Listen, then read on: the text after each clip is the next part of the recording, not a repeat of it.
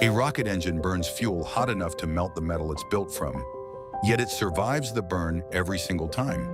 A fuel tank is thinner than a soda can, but it holds enough force inside to lift 40 tons off the ground. A heat shield reaches temperatures hotter than the surface of the sun, yet the astronauts behind it barely feel the warmth. A guidance computer has to hit a target the size of a parking lot, from thousands of miles away. That level of precision shouldn't be possible.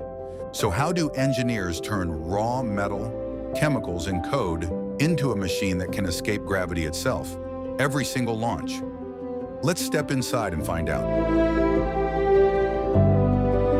A rocket engine is really just a controlled explosion, pointed in one direction, thousands of times a second. Inside that explosion, temperatures climb past 3,300 degrees Celsius, hot enough to vaporize the very metal casing that contains it. Somehow that casing doesn't melt. It starts as raw aluminum lithium alloy and copper billets, delivered to the factory floor in dense metal blocks. These blocks look almost nothing like a rocket part. Dull, heavy, unremarkable. But inside that copper is the key to surviving combustion temperatures no ordinary metal could handle. Engineers begin by machining the copper into a combustion chamber liner, carving it down on a 5-axis CNC mill, accurate to a fraction of a millimeter. Then comes the part that makes rocket engines possible at all. Thousands of tiny cooling channels are cut directly into the chamber wall, each one thinner than a pencil. Liquid fuel is pumped through these channels before it even reaches the engine, flowing at speeds over 30 meters per second, absorbing heat and keeping the chamber wall itself under 1,000 degrees, even while the inside burns at triple that. The channels are then sealed shut with an electroplated nickel layer, bonding everything into a single solid structure. Next, technicians attach the fuel and oxidizer turbopumps, spinning at up to 36,000 revolutions per minute. They force propellant into the chamber at pressures higher than the bottom of the ocean. Every weld, every joint is X-rayed and inspected, because a single microscopic flaw can cause a catastrophic failure at ignition. A single rocket engine can burn through more fuel in 1 second than a commercial airliner burns in an entire flight. And it does it while cooling itself with the very fuel it's about to ignite. After weeks of machining, welding, and testing, the engine is bolted onto a test stand and fired for the first time. A controlled explosion the factory has spent months preparing for a burn that lasts only minutes. A fuel tank thinner than a soda can, yet strong enough to hold back an explosion. Rocket fuel tanks are deceptively fragile looking. The walls of some tanks are barely a few millimeters thick, thinner than a coffee can. Yet they need to hold thousands of gallons of liquid oxygen at minus 183 degrees Celsius under enormous internal pressure without buckling. The process begins with massive rolls of aluminum lithium sheet metal, chosen because it's lighter than standard aluminum, but nearly as strong. These sheets arrive on spools taller than a person and are unrolled onto factory floors the size of aircraft hangars. The flat sheets are first curved into cylindrical sections using enormous rolling machines that bend the metal without cracking it. Robotic arms then perform friction stir welding, a process where a spinning tool literally stirs two metal edges together at a molecular level, creating a seam stronger than the metal around it. No melting required. Multiple cylindrical sections are welded end-to-end to form the full tank body, sometimes over 30 meters long.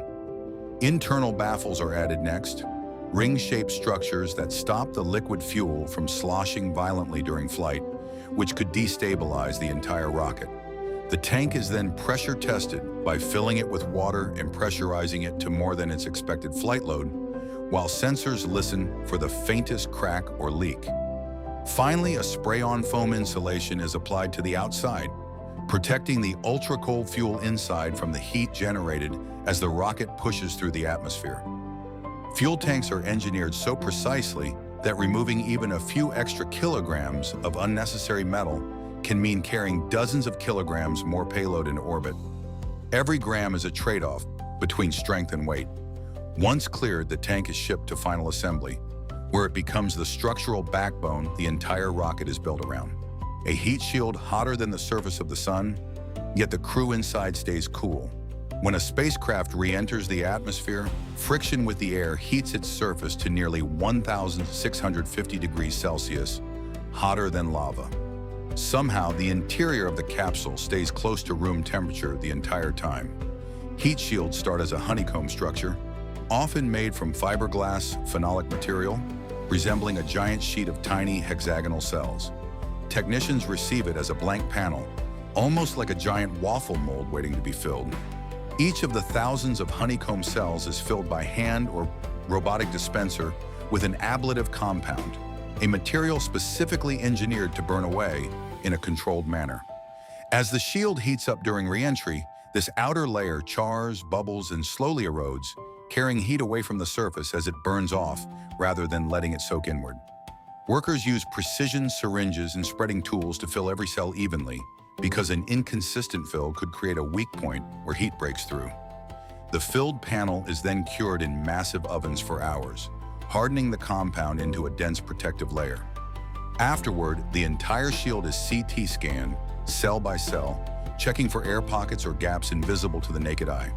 The shield is then precisely machined to match the exact curvature of the spacecraft's underside, since even a millimeter of misalignment could create dangerous turbulent airflow during descent. The heat shield doesn't resist heat, it sacrifices itself. Entire layers of material are designed to burn away on purpose, protecting everything and everyone behind it, one scorched layer at a time. Once bonded to the spacecraft body, the heat shield becomes a one-time use shell built to survive exactly one trip through fire so the people inside never have to. A guidance system that has to hit a target the size of a parking lot from orbit. While the engine burns and the tank's empty, a small guidance computer is making thousands of tiny corrections every second, steering a machine the size of a building through the sky with pinpoint accuracy. It begins with bare circuit boards and gyroscopic sensors, assembled in clean rooms filtered to remove dust particles smaller than what the human eye can see, because a single speck of debris could short out a critical connection. Technicians in full protective suits solder flight computer boards under microscopes, connecting redundant processors, usually 3 or more, running the same calculations simultaneously so that if one disagrees, the others can outvote it and continue safely. Inertial measurement units containing ultra-sensitive gyroscopes and accelerometers are calibrated on vibration-isolated tables, since even the building's own foundation settling could throw off a reading. The completed system is loaded with guidance software and tested inside a hardware-in-the-loop simulator, an entire fake flight run digitally thousands of times, throwing simulated engine failures and wind gusts at the software to see how it reacts before the rocket ever leaves the ground. Once verified, the unit is installed near the rocket's center of mass, wired into the engine's steering mechanism, ready to make constant micro-adjustments during the actual flight.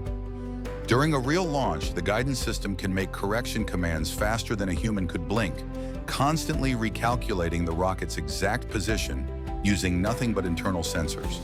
No GPS required. Once installed and tested, the guidance system becomes the rocket's brain, the quiet component making sure everything else, the engine, the tanks, the heat shield, ends up exactly where it's supposed to be. That's how a rocket engine, a fuel tank, a heat shield, and a guidance system go from raw metal and code to a machine capable of leaving the planet. Precision, scale, and engineering most of us never think about, until now.